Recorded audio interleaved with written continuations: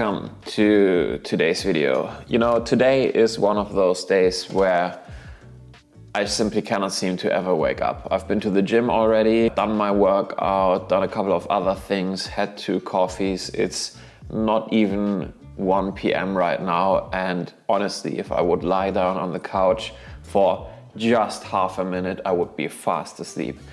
But never mind that, that's not what I wanted to talk to you about today. What I actually want to talk about is this guy, the Fujifilm TCL X100 Mark II. So not the Fujifilm X100 camera itself, not today, because the TCL adapter, this guy up on top, actually works with any Fujifilm X100 camera, so even previous generations, at least as far as I'm aware, would work perfectly fine with this adapter. Now, what is this monstrosity? This is a teleconversion lens. TCL stands for teleconversion lens for the X100 line of cameras, and that basically means that if you screw this onto the front element of your lens, so you can obviously not detach the lens from the camera, but you can screw this onto your actual lens, and if you do that, you get a 50mm full frame equivalent field of view. So this converts your 35mm full frame equivalent into a 50mm full frame equivalent, a teleconversion lens. Pretty simple overall. It looks ugly as sin, especially when you have it on a body that is this pretty. It really looks like an afterthought. I mean, you can, if you want to look at it like one of those goofy looking old school vintage lenses that you can get for something like a Leica M rangefinder camera, and maybe that way the design and aesthetic will work for you. Me personally, I think it is really not a looker, but yeah, it's fine, I guess. I don't hate it. It looks sort of interesting, kind of weird. I do appreciate the huge piece of glass that you get on the front. That looks kind of wicked, but yeah, overall aesthetically speaking, not the best accessory in the world, and also obviously it makes your camera quite a bit larger. Now, aside from all that, you might ask yourself, why in the world would Fuji even make a lens adapter for the X100 cameras? Isn't that kind of the point of the X100, that you do get a fixed focal length and you can change it? And yeah, it's kind of stupid. You do want to have different focal lengths, why not just buy an interchangeable lens setup? Truth be told, a lot of people would love to do that, but if you want to have something similar to a body like this, you would have to be able to find a Fuji X-E4 somewhere. And as far as I'm aware, they are not produced anymore, and it's quite hard to find one used. And the X Pro 3 might also be an alternative, but it's a bit of a different beast. So for those of you who do, like myself, love the X100 line of cameras, but who sometimes, not all of the time, maybe even rarely, wish that it would come with something other than a 35mm lens, this is for you, essentially. So how this works is basically just that you screw this onto your lens, and if you have the Mark II edition, the camera automatically knows that you have the TCL adapter attached to your camera, and it adjusts all of the settings accordingly. Now, what I want to do today is basically just take this guy for a spin. I've owned this for a couple of months now. I've used it on various occasions. For example, I've used this on a hike recently that I've done with my wife a couple of weeks back, and I do really like it. But what I want to talk to you about today is whether or not this affects the overall image quality, and if you can even use this with the new X100 Mark VI and its new high-resolution sensor, and also what are the benefits aside from just getting a different field of view, and how does it affect the bokeh of your shots. So can you get some sort of background separation with this, or more background separation than you can with the stock 35mm full frame equivalent lens of the X100. So let's talk about that stuff. Truth be told, I don't really have a plan on what exactly I want to do with this camera today, but I'd say why not just head out on the old Triumph Scrambler, head into town maybe to grab a bite to eat, because I haven't actually eaten anything yet, and just see where the day takes us. So let's do that, shall we?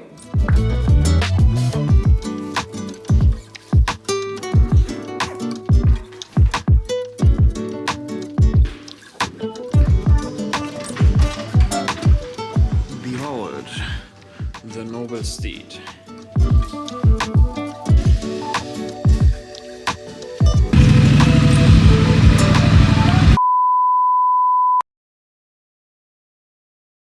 With that, welcome to Baden-Baden.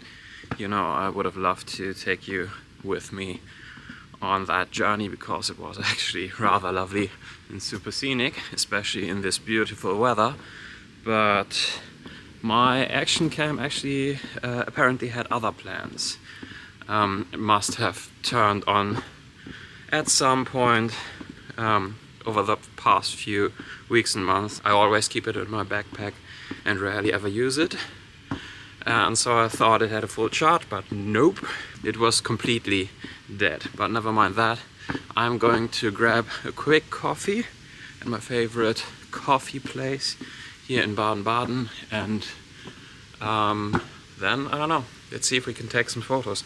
The whole action camera thing is actually quite bad because not only did I want to record that motorcycle ride, I also wanted to give you a bit of a POV situation. Yeah, so that's not going to happen. Anyway, I'll figure something out.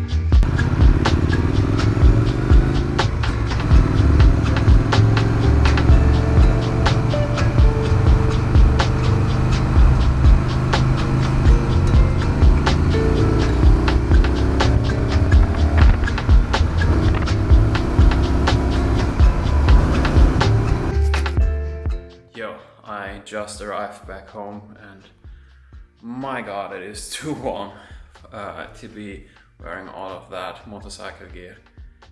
God damn, especially if you stop occasionally to take a couple of photos while you're riding and you have the wind chill and everything. It's alright, but if you're standing still and the sun is going full blast on your black jacket and everything, whew, man, that wipes me out. That's tough. Anyway, I think I got a couple of photos and obviously no like insane award-winning shots, but I do hope that I got a couple of photos that might give you an impression of how well this adapter actually works. So let's take a closer look at some of the photos that I just shot.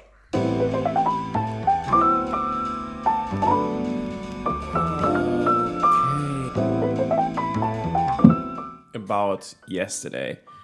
First of all, sorry about the bad audio at the beginning. I should have checked my levels. I completely messed up the microphone situation at the beginning. But moving on about that last location, I'm not quite sure what I was seeing there, but somehow I thought that the bright white building with the red sign and the blue sky and those white fluffy cars, I thought there was something to the scene, and so I gave it a shot. I tried different angles, but I don't really think I could make it work, but there's something there. Anyway, Before we get into my experience using the TCL and how it affected the image quality, the bokeh, the autofocus and everything, a quick shameless plug because I have actually started selling prints on my website. I have been asked about selling prints for years now, not on a daily basis certainly, but every now and again, and I thought about selling prints through a third party and have them printed and then just basically selling them,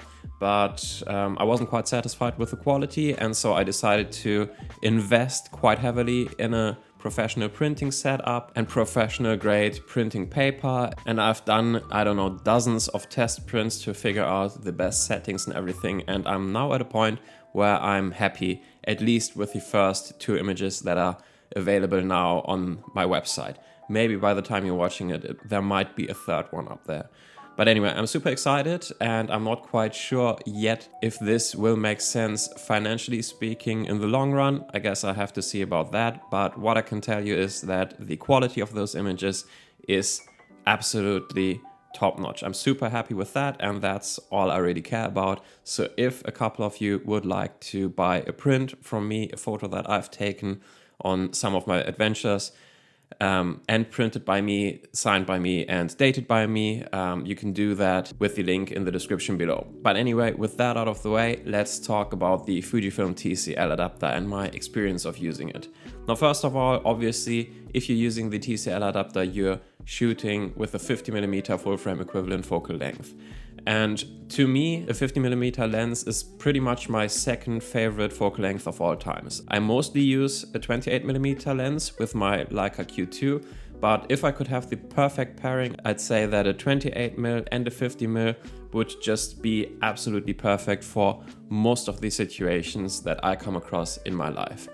And so, yeah, I do not shoot with a 50mm lens as much as I would like to, but I enjoy it and I would love to get better at it. And so it's actually quite nice in my opinion that you do get a chance to convert the Fujifilm X100 to a 50mm lens to get to enjoy that focal length as well. In terms of the image quality, I was actually super happy and satisfied. I think that the images came out sharp. I don't think that it took anything away from the image quality at all. Now, I don't do any sort of pixel peeping, so I haven't done any test shots to see if there's any bending in the corners or if the corner-to-corner sharpness is spot on or anything of the sort. Yesterday, I was shooting most of my images at anywhere from f4 to f5.6. And so, in my experience, the images were more than sharp enough for my taste. And so I think you're good to go in that regard. One thing that I do want to mention is that I've had a few shots that just didn't come out because the autofocus didn't work or it wasn't spot on, so they were slightly out of focus. And so I'm not quite sure if that was because of the TCL adapter, which made it harder to focus for the camera, or if it was just the not great autofocusing system of the Fuji X100. So I leave that up to you, but it didn't happen all of the time. I'd say that out of all of the about 120 shots or so that I took yesterday, 5 or 6 maybe were out of focus, so there you go.